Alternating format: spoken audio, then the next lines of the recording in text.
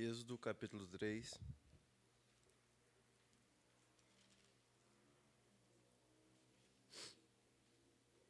Versículo 7.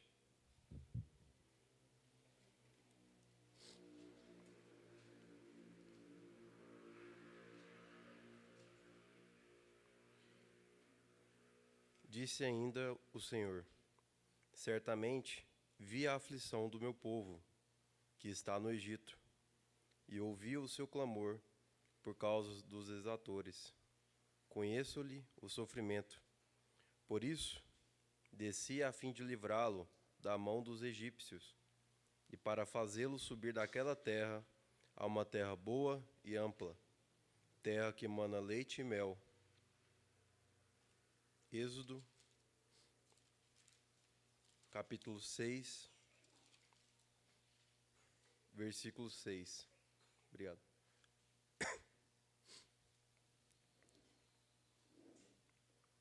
Portanto, dize aos filhos de Israel: eu sou o Senhor. Eu vos tirarei debaixo das cargas do Egito, e vos livrarei da sua servidão, e vos resgatarei com braço estendido e com grandes manifestação de julgamento. Tomar-vos-ei por meu povo e serei vosso Deus. Tomar-vos-ei por meu povo e serei vosso Deus.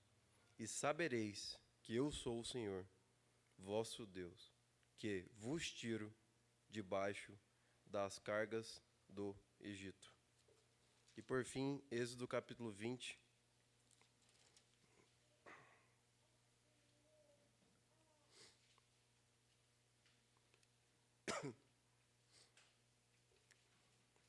Versículo 1. Então falou Deus todas essas coisas: eu sou o Senhor, teu Deus, que te tirei da terra do Egito, da casa de servidão. Não terás outros deuses diante de mim. Não farás para ti imagem de escultura, nem semelhança alguma do que há em cima dos céus, nem embaixo da terra, nem nas águas debaixo da terra. Pai, nós apresentamos, Pai, nossa reunião, nossos irmãos, para que o Senhor, Pai, esteja aqui. Nós clamamos pela Tua presença, nós clamamos, Pai, para que nós possamos estar reunidos, Pai, debaixo do Teu nome, e que a Tua palavra seja aberta aos nossos corações. Revela, Pai, a Tua palavra aos nossos corações e abra a porta à Tua palavra para que nós possamos ver o Teu Filho. É o que nós clamamos, em Teu nome. Amém.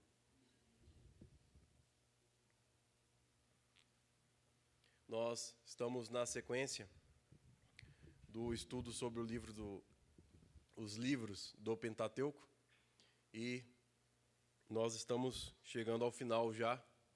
Só que hoje nós temos um encargo maior de focarmos em 2 capítulos do livro de Êxodo, que vai ser o capítulo 32 e o capítulo 33, para nós vermos uma questão da posição que o povo de Israel se encontrava. Nós, para os que não estão acompanhando os estudos, estamos no livro de Levítico, e nós vimos que o livro de Levítico, ele tem um encargo especial para mostrar o acesso que nós temos a Deus pelo sangue e mostrar como que esses que acessam a Deus podem caminhar com esse Deus que nos permitiu nós achegarmos a Ele. E nós vimos que a chave principal, que está em Levítico 19:2, é a santidade. Sede santos, porque eu sou santo. Então, a chave para nós, pecadores, nos achegarmos a Deus é sermos santos. E nós vimos que isso não vem de nós. Isso vem dele. Ele que nos faz santo, ele que nos santifica por meio da lavagem do seu sangue. Ele nos limpa com o seu sangue.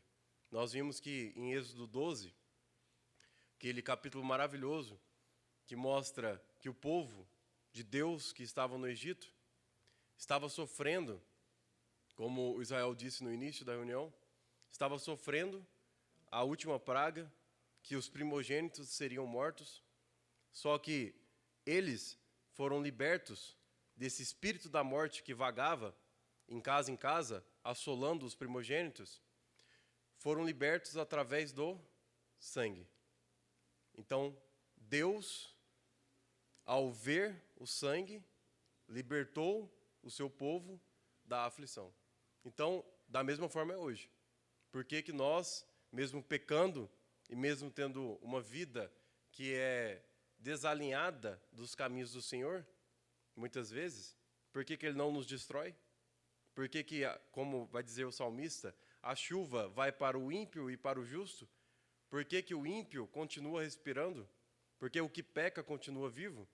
Porque quando Deus olha para nós, Ele vê homens e mulheres encobertos pelo sangue de Cristo. Cristo é o que sustenta tudo e todos. Senão nós já teríamos sido destruídos. Então, como nós estamos acompanhando, vimos que tudo é pelo sangue. Em Levítico nós vemos sangue para todo lado, um banharal de sangue para todo lado e ficamos assustados. Só que esse sangue aponta para um único sangue, que é o sangue precioso, sem mácula, que ele não é através de coisas corruptíveis desse mundo, mas sim o sangue precioso de um homem que é Deus, nosso Senhor Jesus Cristo, que entregou ali na cruz. Isso nós nunca podemos perder de vista. Muitas das vezes a gente está acostumado, talvez tem cristãos aqui que têm muitos anos na caminhada da fé, muitos anos em igreja, e acaba se esquecendo de coisas simples, como que o sangue de Jesus nos salvou. Só que esse Jesus, não podemos perder de vista que ele é Deus. Então nós estamos falando que um sangue de Deus nos salvou. O único sangue capaz de nos salvar. É interessante que quando nós vemos o nosso Senhor Jesus com seus discípulos, em Lucas 10, 17, ele tinha enviado os 70 de 2 em 2 para as cidades para fazer milagres e maravilhas e para anunciar o reino dos céus, o arrependimento. E quando esses discípulos estavam nas cidades e eles curaram e expulsaram demônios, porque foram dado essa autoridade para eles, eles retornam para o nosso Senhor Jesus e é dito que eles chegaram tão felizes, tão alegres por terem expulsado demônios e curados enfermos, que quando eles se deparam com o nosso Senhor Jesus e vai contar tudo para eles, o nosso Senhor Jesus diz, sim, realmente, foi-lhe entregue a autoridade para expulsar demônios, para terem domínio sobre os espíritos, porém, não se alegrem com essas coisas. Se alegrem que o seu nome está escrito no rolo da vida. No rolo do livro da vida. Meus irmãos, nós nunca podemos nos esquecer disso. Quem nós éramos? Quem nós éramos? Lembra de Efésios 2:5? Mortos em nossos delitos e pecados. Mortos em nossos delitos e pecados. Mas o sangue que dá vida nos regenerou, nos ressuscitou. Nós, que éramos filhos das trevas, perdidos nesse mundo, agora somos filhos de Deus, filhos da vida, porque Ele nos entregou essa graça. Quem nós éramos? Qual a situação que nós estávamos? Nós éramos escravos, como nós vimos nos últimos encontros, em Tito. Nós éramos escravos, nécios, vivíamos de acordo com as nossas vontades, vivíamos de acordo com os nossos prazeres, e nós tomávamos as decisões das nossas vidas. Mas os seguidores de Cristo, como que eles vivem? Eles não vivem o mais eu. Eles vivem Cristo em nós. Não vivo mais eu, mas Cristo vive em mim. Que ele cresça e eu diminua. O diminuir é até sumir, é até deixar de existir você. E Cristo agora ser o dono das nossas vidas. Então, nós estamos vendo que o livro de Êxodo, ele está nos mostrando a forma de Deus trabalhar na vida do homem. E ele não muda. Ele é o mesmo ontem, o mesmo hoje e o mesmo sempre. Só que o nosso objetivo principal aqui é somente ver os princípios que estão envolvidos nisso. Se você olhar com atenção em 2 Coríntios 30, versículo 8, não vamos abrir devido ao tempo, vai nos mostrar que, 2 Coríntios 7,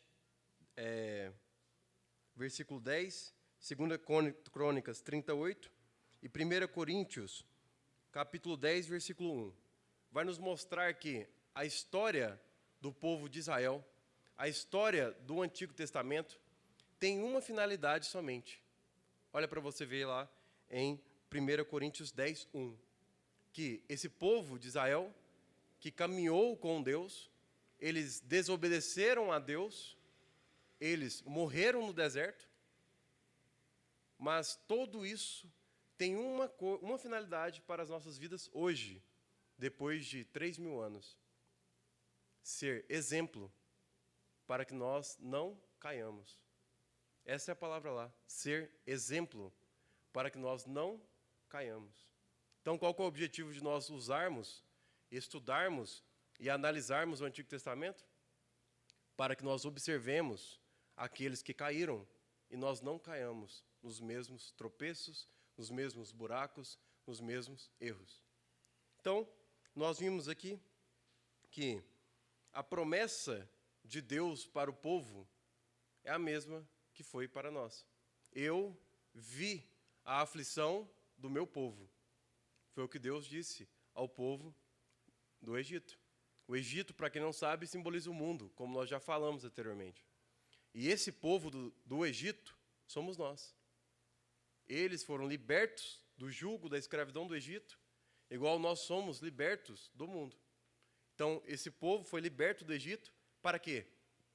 Para que eles sejais meu povo, minha propriedade peculiar, como nós vimos nos textos de Êxodo.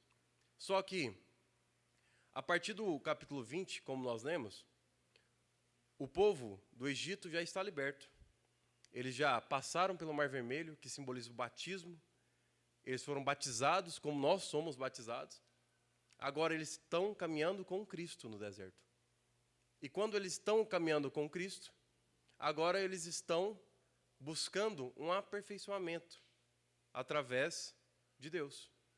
Então, o que acontece? Deus começou a inserir a tua palavra no meio desse povo e selar uma aliança entre Deus e o homem, que foi os 10 mandamentos. E nós vimos que os 2 primeiros mandamentos são quais? Primeiro, como nós vimos no versículo 3, não terás outros deuses diante de mim. E o segundo mandamento, no versículo 4, não farás para ti imagem de escultura. Então, depois dessa introdução e desse parêntese, nós podemos agora entrar nos textos dos nossos encargos, que é Êxodo 32. Vamos para lá, para nós vermos o que o Senhor tem para falar para nós. Observem.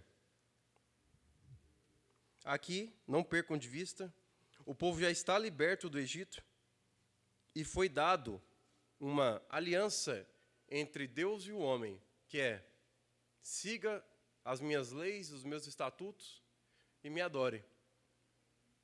Porém, isso foi em Êxodo 20 até Êxodo 31.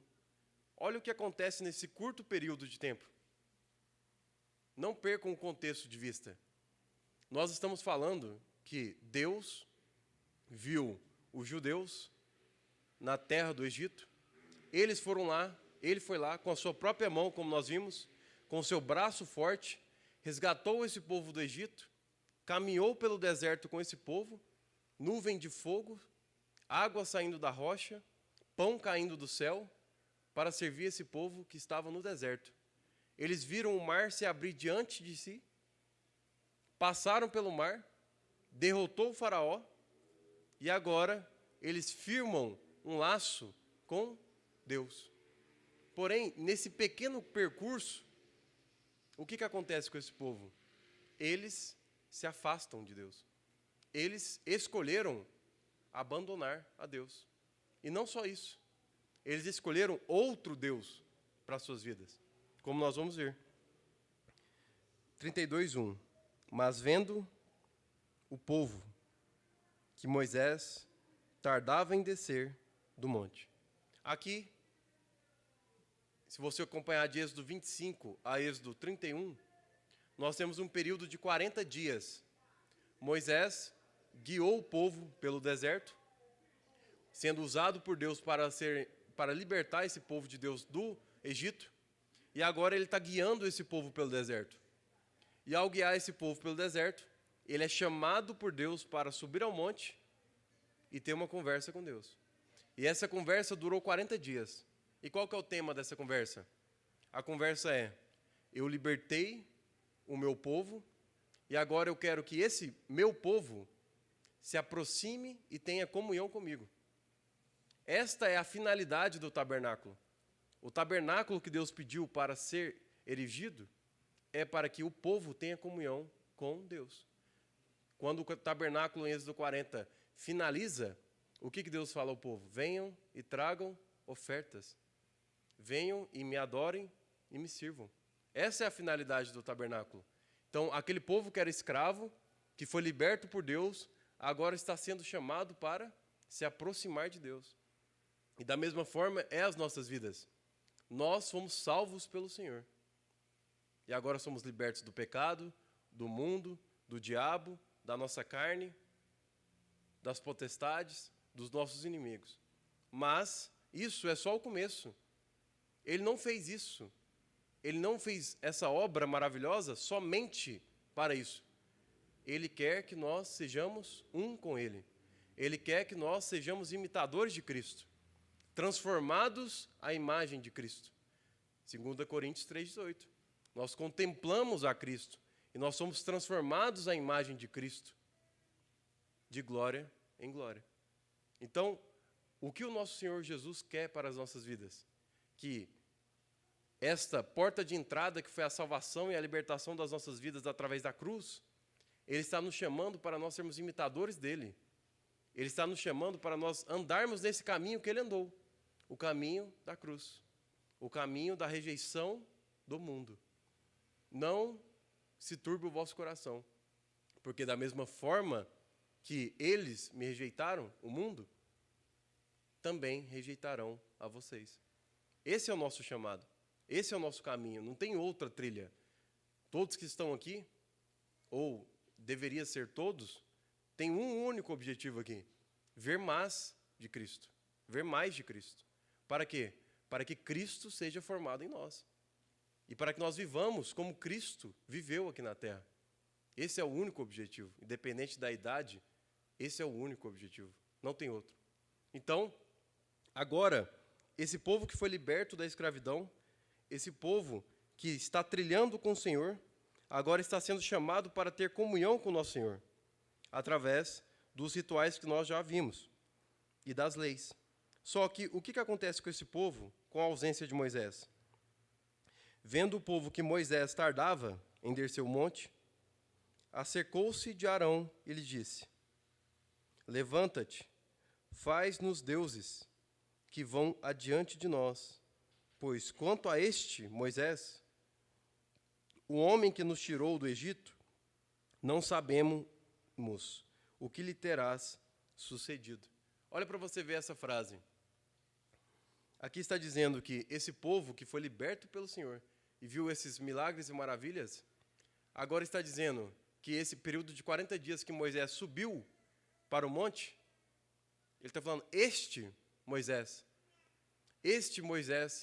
que está nos guiando, nós não sabemos o que aconteceu com ele.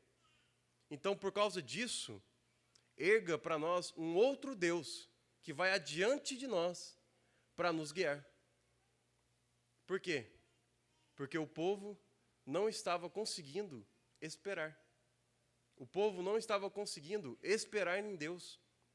Da mesma forma que se você for percorrer a Bíblia procurando essa palavra esperar, você vai ver que a Bíblia grita para que nós esperemos nele, para que nós nos aquietemos e esperamos a salvação que vem nele. Olha o Salmos 40. Esperei confiadamente no Senhor, e ele se inclinou e atendeu às minhas súplicas. Me retirou de um lamaçal de perdição e pôs os meus pés sobre a rocha e firmou os meus caminhos. Da mesma forma, é o que está acontecendo com esse povo. Eles não conseguiram esperar. E qual que foi a primeira coisa que eles fizeram? Quebraram o mandamento que o Senhor tinha acabado de dar para eles. Eles ergueram uma imagem. Eles quebraram o segundo mandamento. E depois de ter erguido uma imagem, eles quebraram o primeiro mandamento. Eles adoraram a essa imagem. Eles quebraram os 2 primeiros mandamentos em seguida, em um curto período de 40 dias. Eles não conseguiram aguardar o Senhor que abriu o mar diante deles. Eles não conseguiram aguardar o Senhor.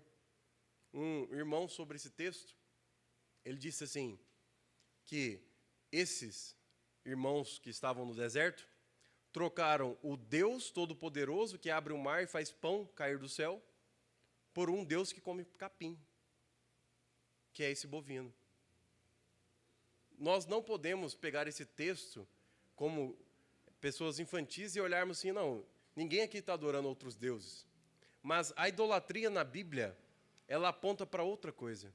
Se você seguir a narrativa de Mateus 6 e Lucas 12, leia com cuidado, não temos tempo para isso.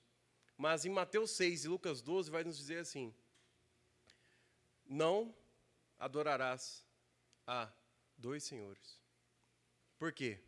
Se você adorar a um, o que você não está adorando, você vai aborrecer. Aí ele vai continuar assim, os olhos são a lamparina das almas, são as janelas da alma. E ele continua, tenhais olhos simples. O simples ali é ao contrário de duplo. Então o que ele está dizendo? Que adorar outros senhores é aonde os seus olhos estão com a atenção. Porque ele vai fazer a pergunta nesse texto de Mateus 6. Aonde está o seu coração? Aonde está o seu coração é aonde está o seu tesouro. É isso que ele vai dizer. O que mais importa para você? O que mais você gasta tempo? O que mais você está com a sua atenção? É no Senhor ou é em outra coisa? Então, em outras palavras, a idolatria é tudo aquilo que rouba o lugar central do nosso Senhor Jesus. Lembra das cartas às igrejas de Apocalipse? O que ele disse à igreja de Éfeso? Ele diz, você abandonaste o primeiro amor, aquele amor central que você tinha por mim. Lembra de onde caíste, lembra de onde erraste e arrependa-te. A palavra arrependa-te ali é muda a direção, muda a sua mente, muda o seu foco. Volta a ter os seus olhos em mim e não nas outras coisas que você está te distraindo. Então, foi exatamente o que aconteceu com esse povo.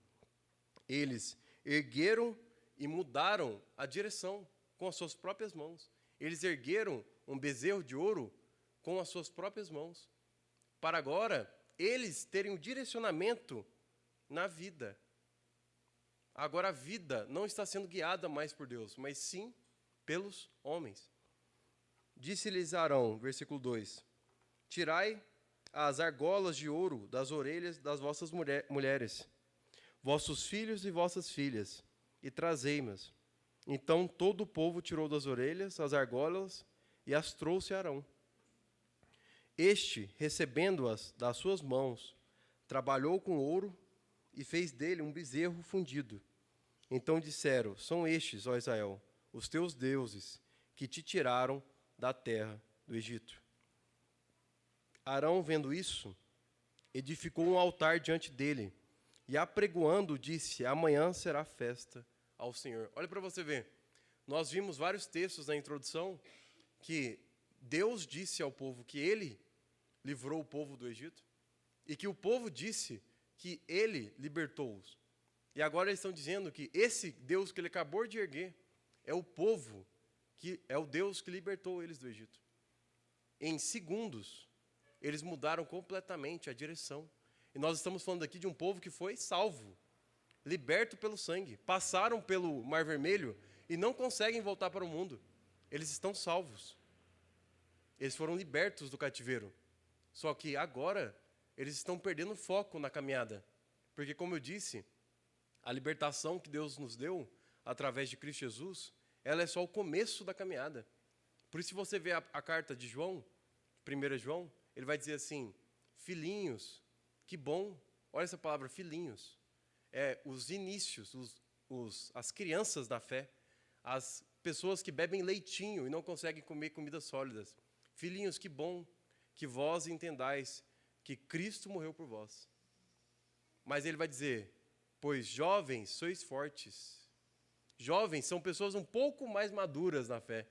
Pois jovens, sois fortes e não tropeçam no pecado. Eles estão começando a entender que a vida, ela é santificada, e eles querem se apartarem do pecado e do mundo. E agora, para finalizar, os pais, essa é a palavra lá, os pais, os maduros na fé, os pais, aqueles que cuidam, aqueles que instruem a outros, esse é o ápice da caminhada cristã. Então, esses irmãos aqui, eles estão no início da caminhada cristã e já tropeçaram feio. Se você analisar, eles tinham cometido outros erros terríveis, mas nenhum fez Deus se irar como esse. Vamos continuar. Arão, vendo isso, edificou um altar diante dele e, apregoando, disse: amanhã será festa ao Senhor. No dia seguinte, madrugaram e ofereceram holocaustos e trouxeram ofertas pacíficas. E o povo assentou-se para comer e beber e levantou-se para divertir-se. Olhem para você ver. Em Atos 7:39, vai nos mostrar aí a pregação de Estevão para os judeus. Estevão, em Atos 7, ele passa uma releitura do Antigo Testamento completo, pregando sobre todos os pais do Antigo Testamento, mostrando Cristo em tudo, que é o que nós estamos fazendo. E ele diz em Atos 7, como foi citado, Atos 7:39, que esse povo acabou de erguer um outro Deus, um bezerro de ouro. Eles estão adorando esse bezerro, estão colocando esse bezerro no centro da congregação, e, após isso, eles fazem o quê? Eles fazem uma festa ao Senhor. E eles começam a apresentar sacrifícios e ofertas para Deus. E, depois de apresentar esses sacrifícios e ofertas para Deus, o que eles fazem? Se sentam, comem e bebem e vão festejar. E lá em Atos vai dizer que eles, após cometer esse pecado terrível contra Deus, eles estavam alegres. O seu coração estava alegre. Os corações deles estavam alegres. E da mesma forma, isso é para os nossos dias. Nós estamos aqui, nos assentados tão confortavelmente, enquanto nós estamos vivendo a pior era da igreja nesta terra. Nós estamos vivendo em tempos de apostasia, onde as pessoas não querem a palavra do Senhor, não têm prazer na palavra do Senhor, e muito menos dão atenção a ela. E muito menos temem a ela. Lembram o que Tiago disse? Faz bem vocês temerem ao Senhor, mas os demônios, eles tremem perante o Senhor, perante o nome do Senhor. E nós, esse povo, que não podemos nos separar deles, nós somos esse povo, Nós que somos guiados pelo Senhor, neste deserto que é o mundo, Ele está dizendo isso para nós. Nós temos nos desviado da palavra do Senhor. Nós nos chamamos de cristãos, mas nós deveríamos ser discípulos de Cristo, seguidores dele, e nós não temos feito isso. Então, ele vai dizer isso aqui agora. Então disse o Senhor a Moisés: vai, desce, porque o teu povo... Vocês lembram que nós lemos no início que Deus virou para esse povo e disse: tu serás o meu povo. Agora Deus vira para Moisés e diz: esse povo é teu. Esse povo é teu. Não é meu não, fica com ele. Vai, desce, porque o teu povo, não é meu não, que fizeste sair do Egito, se corrompeu. E depressa se desviou no caminho. Ele está dizendo a mesma coisa. Que lhe havia eu ordenado. Fez para si um bezerro fundido e o adorou, e lhe sacrificou. E disse: são estes, ó Israel, os teus deuses, que te tiraram da terra do Egito. Disse mais o Senhor a Moisés: tenho visto este povo, e eis que é povo de dura serviço. Meus irmãos, olha que tristeza essa passagem. Nós lemos no início que, em Êxodo 3, que o Senhor disse o quê para aquele povo? Tenho visto a vossa aflição, e por causa dessa aflição que eu tenho visto, eu vos libertarei. E agora ele está dizendo que esse povo que ele tinha visto a aflição, ele está vendo outra coisa. Ele está vendo que este povo é um povo de dura serviço. Dura serviço. Em outras palavras, ele está dizendo que esse povo é obstinado. Obstinado significa um povo sem freio, um povo que está sem direcionamento. Aliás, o significado de pecado no original é errar o alvo. É um povo que está errando completamente o caminho, está sem freio por essa vida, obstinado a chegar a um lugar que eles não sabem, como Salomão vai dizer, correndo atrás do vento, sem saber aonde chegar. Então, esse povo de dura serviço, que na linguagem de Hebreus 3:5 é: quando ouvirdes a voz do Espírito, não endureçais o vosso coração. Hebreus 3 está interpretando o povo do deserto. E ele está dizendo que esse pessoal de dura serviço, na verdade, eram duros de corações, endurecidos de corações. Por quê? Na pregação de Estevão, em Atos 7, ele vai falar no final exatamente a mesma coisa que Deus falou sobre esse povo no Egito. Olha para você ver. Em Atos 7, Estevão pregando para aquele povo, no final da sua pregação, depois de ele discorrer o Antigo Testamento completo, ele disse àquele povo: vocês são um povo de dura serviço. Ele utiliza a mesma palavra. Vocês são um povo de dura serviço. Por que resistais tanto ao Espírito Santo? Por que resistais tanto ao Espírito Santo? E é descrito lá por Lucas que, ao Estevão pregar, aquele povo estava rangendo os dentes de ira contra a pregação de Estevão. E o que aconteceu nós sabemos. Estevão foi o primeiro mártir da história. Ele foi apedrejado e foi morto pelas mãos daqueles que ele pregou. Por quê? Porque eles estavam resistindo ao trabalhar do Espírito Santo na vida deles, através da palavra. Através da palavra. Então, olha para você ver. Versículo 10. Agora, pois, deixa-me, para que se acenda contra eles o meu furor, e eu os consuma, e de ti farei uma grande nação. Olha para você ver. Moisés não errou em nenhum momento. Moisés foi um homem, como vai dizer Hebreus 11, obediente a Deus em tudo. Tudo que Deus falou para ele, ele obedeceu a Deus. Como nós já vimos um pouco da vida de Moisés. Só que, olha o que Deus está dizendo para ele. Esse povo que eu libertei, esse povo que eu amei, esse povo que eu cuidei, agora o meu desejo é destruí-lo, é consumi-lo, porque eles se corromperam, eles se desviaram dos meus caminhos. Mas você não pode levar essas palavras literais. Por quê? Deus está utilizando palavras humanas para transmitir um sentimento que nós não conseguimos compreender, que é o sentimento que Deus se arrependeu de ter feito o homem, porque ele erraria. Então, o que Deus está dizendo aqui para Moisés é: eu quero destruir esse povo.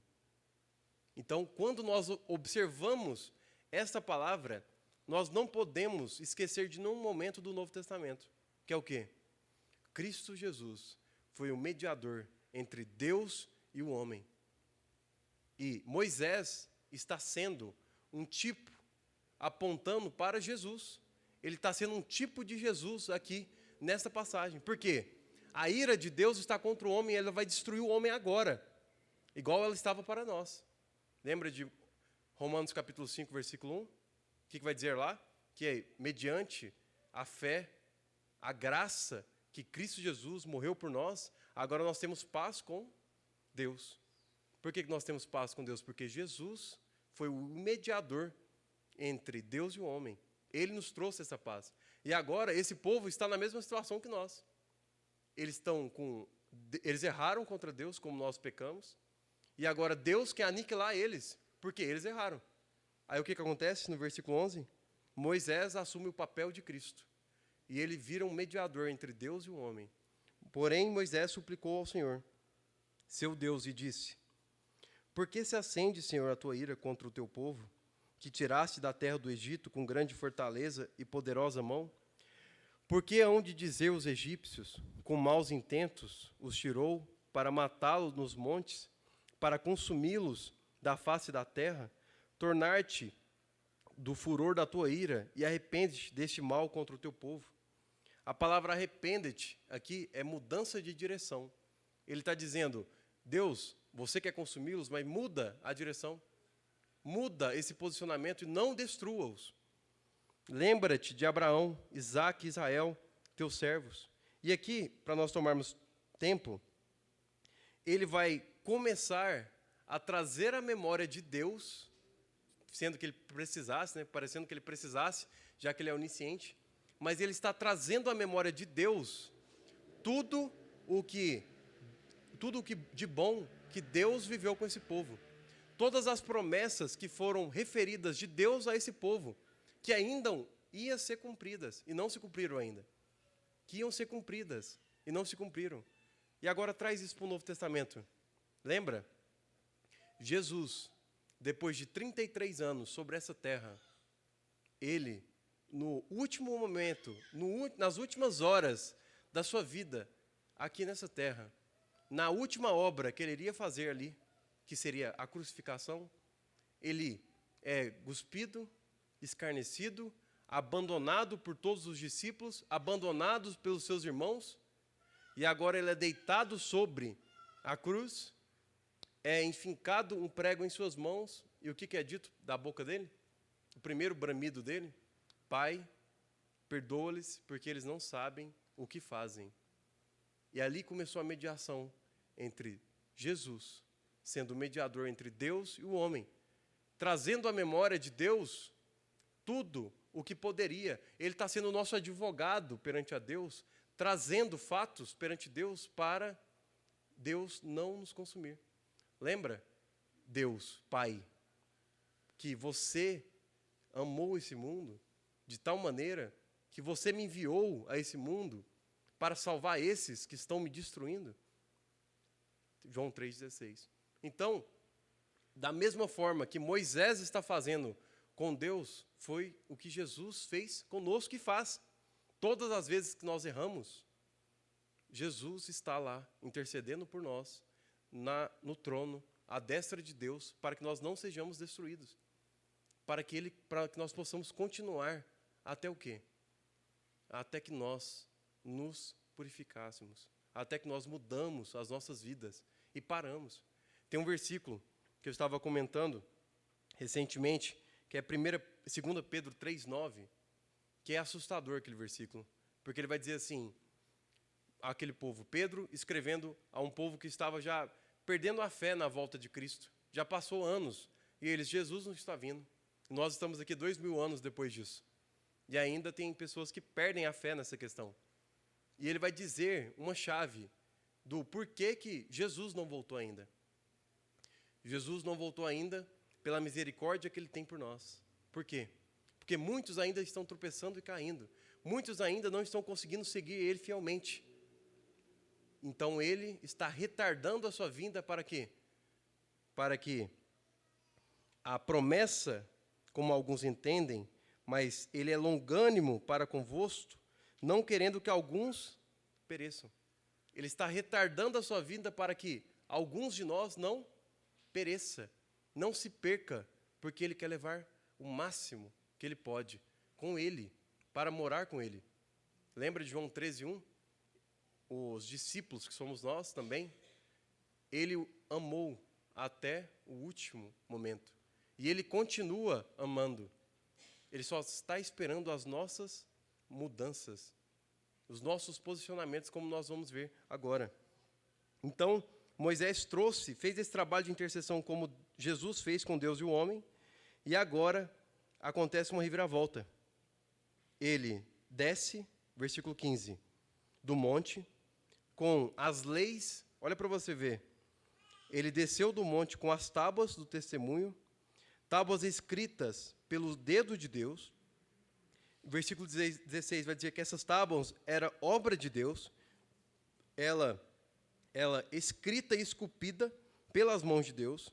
Então, no versículo 17, ele encontra Josué, e Josué diz: a voz do povo gritava, há alarido de guerra no arraial. Ele está dizendo, há ruído, há um som alto que parece uma guerra. Moisés desceu imediatamente, desesperado, porque ele estava ouvindo um som de uma guerra. Ele achou que estava tendo uma guerra contra o seu povo. Só que o que aconteceu?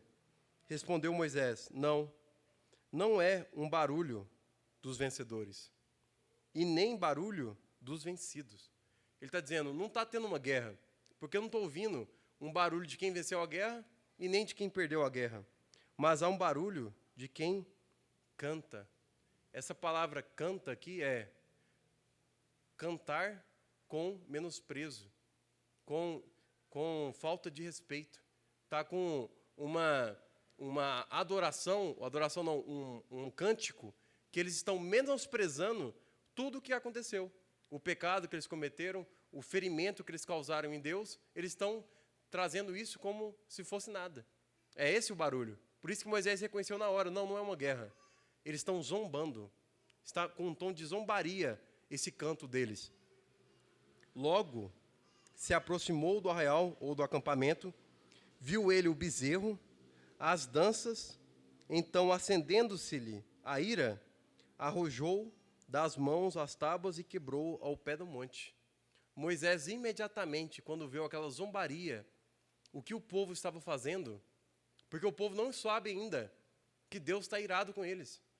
Quem sabe disso é Moisés. Mas Moisés não estava sabendo o que estava acontecendo.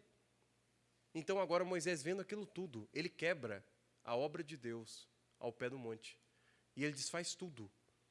E agora o povo retornou para a estaca zero. Voltou para a estaca zero. Isso é todas as vezes que nós erramos. Se você quiser analisar o Salmo 51, para você entender quais são os efeitos do pecado em nossas vidas, leia ele com cuidado. Ali é referência a um salmo que Davi escreveu quando ele pecou e contra Deus com Batseba, e quando ele pecou, ele escreveu aquele salmo. É descrito pelos eruditos que ele ficou 1 ano naquela situação do Salmo 51. 1 ano. Como ele vai dizer que os seus ossos se ressecaram e ele não tem mais alegria para louvar ao Senhor. Agora você pode dizer, não, mas eu peco e não sinto nada. Isso já responde tudo. Você não é do nosso Senhor. Você não é um seguidor dele. Porque aqueles que pecam contra o Senhor, imediatamente não conseguem se conter perante o erro. Eles se ajoelham e colocam o rosto no pó e pedem perdão em arrependimento ao Senhor. Então, ele quebrou e, pegando o bezerro que tinha feito, queimou, reduziu a pó e espalhou sobre a água e fez esse bezerro que virou pó, jogado sobre a água, o povo beber dessa água, que esse bezerro virou pó. Depois perguntou Moisés a Arão, que te fez este povo? que trouxesse sobre ele tamanho pecado. E agora foi a primeira vez que esse povo entendeu que o que eles fizeram foi um pecado contra Deus terrível. Então, agora Arão vai discorrer sobre isso, contando o resumo do fato. Só que, olha para você ver essa situação para nós finalizarmos. Moisés, ele está perante um povo, ele é o intermediário entre Deus e o homem. Ele está perante um povo que errou contra Deus, muito feio. E esse povo que errou contra Deus, agora está numa situação que eles não sabem o que fazer para limpar o seu nome, para conseguir agir de uma maneira que Deus perdoa-lhes esse pecado que eles cometeram contra Deus. Então, Moisés está diante desse povo, irado pelo que eles fizeram, e esse povo está diante de Moisés sem saber o que fazer. Porque qual que é a promessa de Deus? Eu vou consumir esse povo.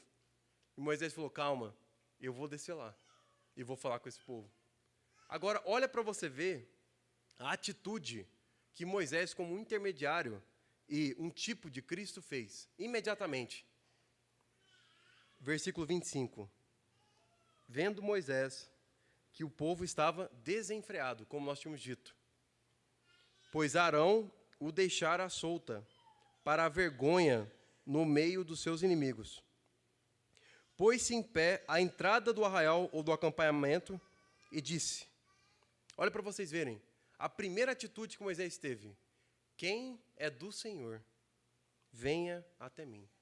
Ele vai começar a separar desse povo de Deus, um outro povo de Deus dentro desse povo.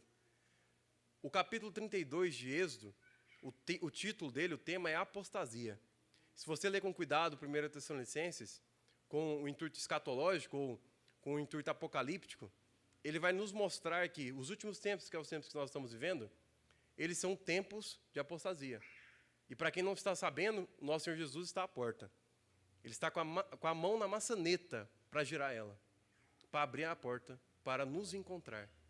Agora observe, Êxodo 32 está nos mostrando a apostasia do homem, do povo.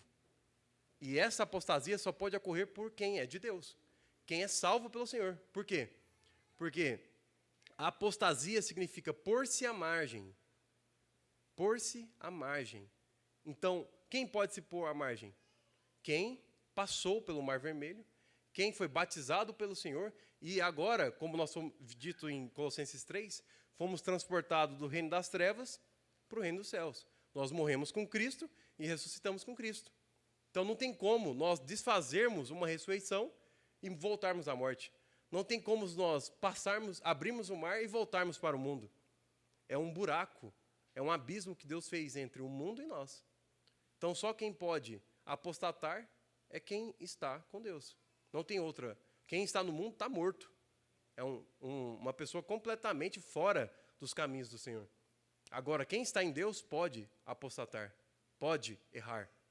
Quem está no mundo, não. Por quê? Porque eles nem sabem qual que é o caminho, o que tem que acertar. Então, Êxodo 32 é extremamente atual para as nossas vidas. E olha o que ele está falando. Que esse povo que apostatou, como a igreja está apóstata nos dias de hoje, o que ele fez com essa igreja? Referindo-se a Cristo Jesus. Ele chamou quem é dele. Lembram? Eu sou o bom pastor. E as minhas ovelhas reconhecem, elas ouvem a minha voz. Somente as minhas. Aquelas minhas não são aquelas que se assentam aqui, que estão felizes aqui. Não são aquelas que estão saindo daqui, comem e bebem, estão se divertindo como se nada acontecesse. Porque aquelas que são as minhas ovelhas estão tendo gemidos pelos que estão em pecado. Estão em gemidos, porque a igreja está completamente perdida. A igreja está completamente desvirtuosa daquela igreja virtuosa. Nós estamos no pior momento de todos. E nós estamos vivendo como aqueles que estão festejando perante a igreja que está pecando contra Deus. Então, ele vai fazer essa separação da igreja com a noiva. Ele vai chamar a noiva. Quem é do Senhor, venha. Então, se ajuntaram a ele todos os filhos de Levi. Levítico. Como é que é o primeiro versículo de Levítico? Capítulo 1, versículo 1. E o Senhor chamou. E agora ele está chamando os chamados. Aqueles que somente reconhecem a voz do Senhor. Os eleitos. Os predestinados em Cristo Jesus. Ao qual disse: assim diz o Senhor, o Deus de Israel: cada um cinja a espada. Vamos só tentar, porque já está finalizando. Cada um cinja a espada sobre o lado. Esses que são do Senhor, esses que são as ovelhas, os discípulos de Cristo, tire a espada, torna e passa pelo arraial, pela porta, em porta, e mate cada um a seu irmão, cada um a seu amigo, e cada um a seu vizinho. E fizeram os filhos de Levi, os chamados, segundo a palavra de Moisés. E caíram do povo naquele dia 3.000 homens. Agora, olha para você ver o que está dizendo aqui. Talvez você não vai entender, mas isso aqui é a maneira que nós vamos viver nos últimos dias, que é agora. Ele está falando que esse que é o povo de Deus verdadeiro, esse que são as ovelhas de Deus verdadeira, os seguidores de Cristo, é para pegar a espada e matar o seu irmão, matar o seu vizinho. Para quê? Vai dizer aí. Pois Moisés dissera: para consagrai-vos. Olha o versículo 29. Consagrai-vos hoje o Senhor, cada um contra o seu filho e contra o seu irmão, para que ele vos conceda hoje bênção. Agora olha para você ver que interessante. Nós indo para o Novo Testamento. Não mate seu irmão ainda, calma. Vamos para o Novo Testamento. O que o Senhor disse sobre Ele mesmo? Mateus, quem quiser abrir, Mateus 10, 34. Para vermos se realmente isso é verídico. Mateus 10, 34.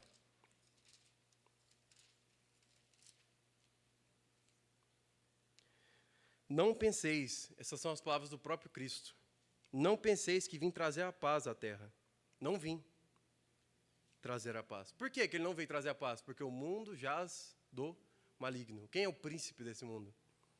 Não vim trazer a paz, mas a espada. Pois vim causar divisão entre o homem e seu pai, entre a filha e sua mãe, e entre a nora e sua sogra. Assim, os inimigos do homem serão a sua própria casa. Então, olha para você ver, no final, ele vai dizer que para ser discípulo de Cristo, tem que tomar sua cruz e segui-lo. E quem acha a sua vida, perde. Quem toda vida perde a sua vida, por minha causa, acha. Olha para você ver, Jesus está dizendo que ele veio trazer a espada para fazer a separação do pai e do filho, da esposa e do esposo e assim por diante. É só uma analogia que ele está fazendo, mostrando a radicalidade que é o Evangelho. Como ele disse, é melhor você entrar faltando um membro do que não entrar. É igual ele disse também, quem não está comigo está contra mim.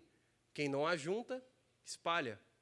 E assim por diante. Como ele vai trazendo essas analogias, mostrando que é 880. É sim ou é não. É radical. Mas olha para você ver, ele veio trazer a espada. E ele trouxe. E deixou a espada aqui. E o que é essa espada? É o que nós já vimos e oramos diversas vezes. Efésios 6:17. Tomai-vos dessa amargura. Lembram? Tomai-vos dessa espada. Que essa espada é o quê? É a espada do Espírito. Que é o quê? A palavra de Deus. Mas essa espada não é nossa. Muitos irmãos pegam aqui, estou com a espada aqui, eu que vou batalhar. Eu vou batalhar. Nunca, jamais. Você nem sabe usar uma espada. O que está dizendo é a espada é do Espírito. E o que essa espada faz? Hebreus 4. Lembram desse famoso versículo de Hebreus 4, 12? A palavra de Deus é viva e eficaz, mais cortante do que qualquer espada de 2 gumes. E qual que é a finalidade dessa espada? Ela é apta para dividir junta de medula de espírito e alma. Para quê? Para discernir. Discernir. Ela vai nos sondar. Para quê? Para, através desse discernimento, escolher. Quem está usando essa espada? O Espírito, porque é do Espírito. E através dessa espada, ele vai discernir o que ele vai cortar da sua vida ou não. Lembra o primeiro corte de Deus na vida de Abraão? Gênesis, no capítulo 10, a partir do versículo 30, e Gênesis 12, 1 em diante. E se você for ver a narrativa da interpretação, Atos 7, como eu disse, na visão de Estevão. Abraão, sai de tua casa e de tua parentela. Essa foi a ordenância. E o que Abraão fez? Saiu da sua casa. Abraão saiu de Terá e foi para Harã. Mas o que aconteceu? Ele esqueceu uma ordenança. Sai de tua parentela. Ele pegou o seu parente e levou Ló. E foi uma dificuldade tremenda que nós sabemos, como nós já estudamos a vida de Abraão. Então, o primeiro corte que Deus faz em nossas vidas é o quê? Nas nossas afeições naturais. Nos nossos apegos naturais. Talvez isso é muito forte para você, vindo de alguém novo, mas a história da igreja está aí para comprovar. Faça a sua pesquisa. Não precisa tomar como verdade. Mas nós não somos daqui. Nós não somos daqui. E nós não somos de nós mesmos. Nós somos dele. E tudo que Deus nos entrega não é nosso. Lembra de Efésios? Que ele encheu todas as coisas com Cristo e todas as coisas que foram enchidas com Cristo vão encher a Cristo. Os filhos são heranças de Deus. O seu filho não é seu filho. Lembra de Ana? Ana clamava por um filho, era estéril. Deus deu um filho para ela. Qual foi a primeira atitude dela? Te devolvo. Esse filho que você me deu, eu te dou. Ele é seu. Isso é o que fez também na vida de Abraão. Abraão estava louco por um filho, usou seus meios, ele levantou seu bezerro de ouro, que ele deitou com a sua serva, deu só problema para a vida dele, e agora Deus entrega a promessa para ele e dá o seu filho Isaque. E o que acontece? Isaque virou o centro da vida de Abraão, e Abraão agora não tem olhos para Deus, idolatria. E agora, o que ele faz? Vou fazer um teste com ele. Levou Abraão para sacrificar seu filho. Gênesis 22. Para quê? Para retirar as afeições da vida dele. Mas isso são para os seguidores de Cristo. São para os seguidores de Cristo. Calma. Então, o que está dizendo aqui? Que a palavra de Deus em si não tem efeito. Mas, através do Espírito revelando aos nossos corações, ela faz o quê? Ela vai nos sondar, nos conhecer, nos discernir e vai nos mostrar o que tem que ser cortado das nossas vidas imediatamente. Por quê? Para nos consagrar, que é o que? Nos separar deste mundo. O tema de Êxodo é separação. Separa o gado do Egito e o gado de Deus, do povo de Deus. Separa o povo de Deus do povo do Egito. É a separação por completo. Então, da mesma forma, é nos dias atuais. A palavra está aqui para nos separar de dentro para fora. Lembra daquele salmo maravilhoso, Salmo 139, 1? Aquele clamor de Davi, maravilhoso. Senhor, tu me sondas. Como? Por essa espada que é a palavra. E me conhece. Só ele pode nos conhecer. Nós não conseguimos nos conhecer, é impossível. Tu me sondas e me conheces. Sabe quando eu deito e quando eu levanto. Olhem para vocês verem isso. Antes da palavra chegar por completa em minha língua, você sabe ela toda. Você sabe ela toda. Eu te cerco por detrás e por diante e coloco minhas mãos por cima, uma caixinha. Mas tem um problema gigantesco, que muitas das vezes a gente rebenta essa caixinha e a gente não se contém. Por quê? Porque a gente está igual aquele povo desenfreado, tomando conta das nossas vidas e tomando as decisões das nossas vidas. Nós não conseguimos esperar, não conseguimos nos aquietar e ficamos tomando as decisões das nossas vidas, achando que as experiências terrenas que nós temos é alguma coisa. sendo que elas não são nada. Não valem nada. Porque nós não vivemos de acordo com a sabedoria humana, lembra o apóstolo Paulo? Mas sim a sabedoria que vem de Deus. Então, se você tem 100 anos e não conhece a Cristo, sua vida foi colocada a desprezo. Porque a única coisa que vale é a experiência que você tem com Deus, e nunca a que tem terreno. Porque nós não somos daqui. Nós somos chamados para conhecê-lo. Lembram? As obras de Deus, a obra de Deus é essa, conhecer o seu Filho. É só isso que importa.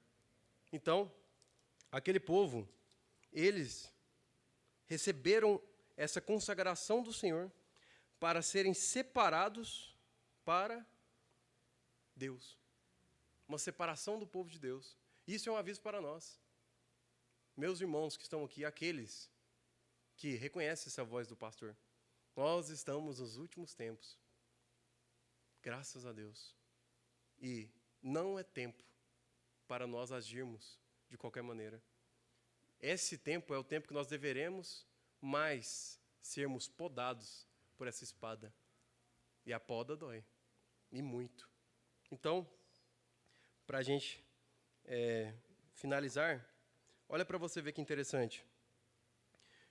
O povo que foi separado pelo Senhor e foi ordenado essa espada, eles foram guiados para fora do arraial. Olhem para vocês verem. Em Êxodo 32. A gente leu 29, foi consagrado. Agora, no dia seguinte, disse Moisés: vós cometeste grande pecado. Subirei ao Senhor e, porventura, farei propiciação pelo vosso pecado. Infelizmente, não temos como entrar nesse tópico do 30 ao 35. Mas uma figura mais importante do que essa, mostrando exatamente o que o Senhor Jesus fez por nós. Mas lembrem, olha o que está dizendo aqui. Aquele povo que foi separado pelo Senhor, consagrado, separado pelo Senhor, esse foi o povo que Moisés subiu ao monte e falou o que para Deus? Deus, esse povo que cometeu grande pecado contra você, não faça nada contra eles. Risca o meu nome do teu livro, mas não deles. Ele fez propiciação, igual o nosso Senhor Jesus fez pelos dele. Então, aqui Moisés fez essa propiciação e agora, que nós vamos deixar para sábado que vem, que é o capítulo, sábado que vem, no capítulo 33, olha só esse início aí, do versículo 2. Enviarei o anjo adiante de ti e lançarei fora. Observem, quando o nosso Senhor Jesus, ele veio e concluiu a sua obra aqui na cruz, o autor de Hebreus vai descrever que ele foi o autor e consumador da nossa fé, através da obra que ele fez na cruz. A palavra autor ali simboliza capitão. O sentido daquela palavra, a ideia dela é aquele que vai adiante abrindo o caminho. Aquele que vai adiante abrindo o caminho. Lembram que eles tinham posto o bezerro de ouro à frente deles. E agora está dizendo aí no texto que Deus vai pôr um anjo com A maiúsculo, se observar. Um anjo com A maiúsculo, que é um anjo que aponta para Cristo. Um anjo teofânico. Aquele mesmo que apareceu na sarça ardente. Cuidado, não pisa nessa terra, porque essa terra é santa. Porque o santo, com S maiúsculo de Israel, está aqui. Então, esse anjo com A maiúsculo, que é o nosso Senhor Jesus, ele é o nosso autor, o nosso capitão, que vai adiante de nós. Mas qual que é o ordenamento dele para nós? Quando ouvir a voz do Espírito, não endureça o vosso coração. Não endureça. Por quê? O que acontece se endurecer? Você vai ser cortado. Não tem o que fazer. Você vai ser cortado. Se você observar claramente, nós estamos na beira do limite da graça, da salvação, porque Ele quer homens e mulheres para Ele. Ele quer homens e mulheres unicamente para Ele. Eu sei que o tempo já estourou, mas isso não importa, porque o tempo que nós temos aqui na terra está acabando. E Ele está dizendo que se nós não nos ajoelharmos perante Ele. Vocês viram até agora, em alguma coisa que a gente leu, esse povo chorando, pedindo perdão pelos seus pecados? Em nenhum momento. Eles não fizeram um sacrifício e oferta pelos seus pecados. Nada. E o Senhor está trabalhando na vida deles. Ainda. Por quê? Porque eles são homens de coração duro. Aí nós temos 5 livros, o Pentateuco. O que acontece nesses 5 livros? Povo liberto, povo guiado por Deus, e qual que é o destino deles? Morreram no deserto. Morreram no deserto. Não entraram na terra prometida. Não entraram na terra prometida. Não acha que é um conto de fadas. Não acha. Não entra. Porque o caminho é estreito. Não tem como entrar. Não tem como entrar. Se você quiser, leia Hebreus 4 com cuidado. Não entraram, morreram no deserto, porque tudo que estava rodeando eles, a palavra, eles não acompanharam, não misturaram com a fé. A fé. Então vamos terminar agora a nossa reunião, orarmos ao Senhor e pensarmos nisso. Qual decisão que nós vamos tomar a partir de agora? Porque o dia de amanhã nós não sabemos o que vai acontecer.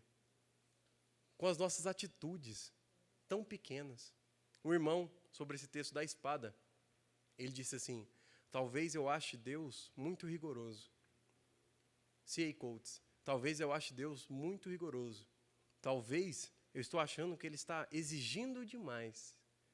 Mas eu vou fazer, obedecer e esperar quando eu encontrar Ele para agradecer por algo que eu não entendo. Por algo que eu não entendo. Lembra? Hoje nós tivemos mamães aqui com bebês. A mãe maravilhosa chamada Maria, que é mãe de Jesus, é uma criada que deu à luz ao Criador. E como ela poderia compreender qualquer coisa? Quais são as palavras dela sobre tudo que Jesus falava? Mesmo Maria não compreendendo, ela o quê?